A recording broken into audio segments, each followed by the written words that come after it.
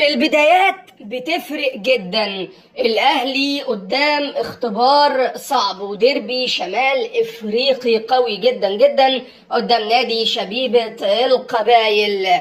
المباراة الاولى في دور المجموعات تحت قيادة ياس ترب، وطبعا زي ما احنا عارفين اللي بيجمع اكبر عدد من النقط مهما كان اداؤه هو اللي بيفلت من الدور ده. الاهلي في مجموعه صعبه مش سهله، ولكن يقدر يعمل المستحيل بسبب كواليتي اللعيبه اللي عنده. مش هتكلم عن المدير الفني لان لسه الحكم عليه صعب، وعلى الرغم من تحقيق بطوله السوبر الا ان ده مش مقياس على نجاحه او فشله، لان اي حد هيبقى معدي من قدام بوابه النادي الاهلي هياخد بطوله. النهارده اختبار ممكن نقول عليه اختبار حقيقي قدام فرقه من الفرق المحترمه في شمال افريقيا. يلا بينا بقى نعرف كل حاجة من بدايتها لنهايتها عن نادي شبيبة القبائل والملخص المفيد عنه. يلا بينا. الموسم اللي فات الفريق مر بتخبط فني كبير جدا. بدأ الموسم بعبد الحق بن شيخة، وبعد كده فريد زميتي لفترة مؤقتة، وأخيرا مستر جوزيف زيمباور المدرب الألماني اللي مكمل معاهم لحد دلوقتي. ورغم كل التخبطات الفنية اللي الفريق بيعيشها إلا إنه في الآخر قدر يحتل المركز الثاني ورا اتحاد العاصمة عشان يشارك في بطولة دوري أبطال إفريقيا. لكن الموسم ده غير تماما. الفريق بيمر بحالة تخبط غير عادية على الرغم من امتلاكه عناصر مميزة جدا جدا، وده طبعا هنجيلها فيما بعد. وعلى الرغم ان الفريق لاعب 9 ماتشات، وده اقل من فرق الدوري ب3 ماتشات كاملة، الا انه بيحتل مركز متأخر جدا وهو المركز الثامن برصيد 15 نقطة من 4 انتصارات ومعاهم 3 تعادلات وهزيمتين.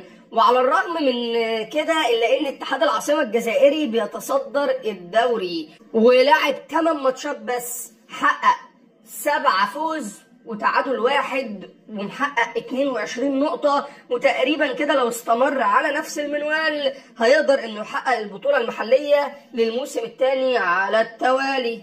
زيمبار تقريبا كده الحظ اللي كان بيخدمه الموسم اللي فات مش واقف معاه، لكن الحقيقة مشوارهم خلال المراحل قبل المجموعات كان مشوار كويس، يعني عدوا جولد ستارز الغاني بسهولة جدا، وبعدها الاتحاد المانستيري وهي فرقة تونسية محترمة جدا جدا، كسبوهم 2-1 في أرضهم، ولما راحوا تونس كسبوهم 3-0، يعني أرقام كويسة أوي أوي أوي. كمان الفريق عنده عناصر مميزة، يعني عندك المهاجم أيمن محيوص، وعلى فكرة ده كان في فترة من الفترات صراع عليه ما بين الأهلي والزمالك، هو حاليا أخطر لاعب في الفريق، هداف وصانع لعب في نفس الوقت ممتاز، قدر يسجل 4 أهداف وعمل 5 أسيست من 13 ماتش، وده تقريبا اللاعب اللي لازم يتحط تحت المراقبة الدقيقة، والمفروض ان الاهلي يبني عليه خطته الدفاعية. لاعب مش سهل وممكن في ثانية يسجل هدف. وسيبك برضو من ان الفريق مش في حالته الطبيعية بقاله كام ماتش، يعني هو اخر ماتش لعبه قدام شبيبة قسطنطينة في الدوري خسروا 1-0، ودي حاجة مش مطمنة جمهور الفريق، لكن على الرغم من ده معدلاته التهديفية كويسة جدا جدا جدا، وده اللي ممكن يكون مطمئن شوية. وكمان عندهم رياض بودبوز، واحد من أفضل الأجنحة في إفريقيا في وقت من الأوقات، الجزائري الدولي، قدر إن هو ينتقل للشبيبة وعامل معاهم برضو أداء مميز، ويعتبر هو عنصر الخبرة الكبير الموجود في الفريق، وبرضو من الأسلحة الهجومية المهمة بالنسبة لزيمباور. لسه طبعا خطة الأهلي الدفاعية هتبني على أكتر من محور، يمكن أهم محور فيها هو إزاي يمسكوا الثنائي ده. وعلى فكرة برضه عايزة أقول لك حاجة، اللي عندهم في خط الوسط لعيب سنغالي نسخة من أليو ديانج، بابا كار صار ماكينة ضغط وافتكاك وتسديد، يعني بيزيد عن مميزات ديانج انه بيقدر يسدد من بره منطقة الجزاء بشكل كويس جدا.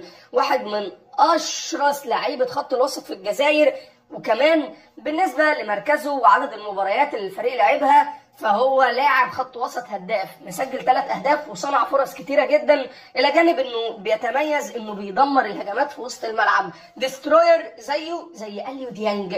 ودي المشكلة اللي ممكن يواجهها الأهلي في الربط ما بين خط الدفاع وخط الوسط، لأنه هو بيضغط من بدري، لعيب بلغة الكرة كده رخم كورة، ومش هيهقني أي لاعب مهاري على كورة، لأنه برضه معدلات جريه بتؤكد انه واحد من اللعيبه اصحاب الرئات الثلاثه، وده برضه لازم يتعمل له تكتيك ان يتلعب الكره سريعا من وراه عشان ما يقدرش انه يحصلها. يمكن الحاجه الوحيده اللي ممكن تضايقه انه يتلعب عليه لاعب مهاري وسريع، على فكره هو سريع الغضب وممكن ان انت تلبسه انذار في طرد او طرد من كوره تقدر ان انت تعديها منه.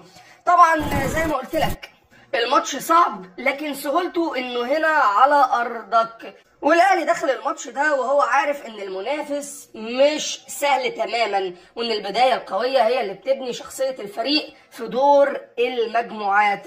الجمهور مستني يشوف رد فعل قوي من لعيبه الاهلي في اول ماتش في الطريق للنجمة رقم 13، وتنفيذ واضح لأفكار تورب، خصوصا قدام فريق بيعرف يقفل ويفتح الملعب وقت ما يحب، وعلى الرغم برضه من ظروفهم الصعبة إلا إنهم يعتبروا من الفرق المهمة والقوية، وده ديربي من دربيات شمال إفريقيا.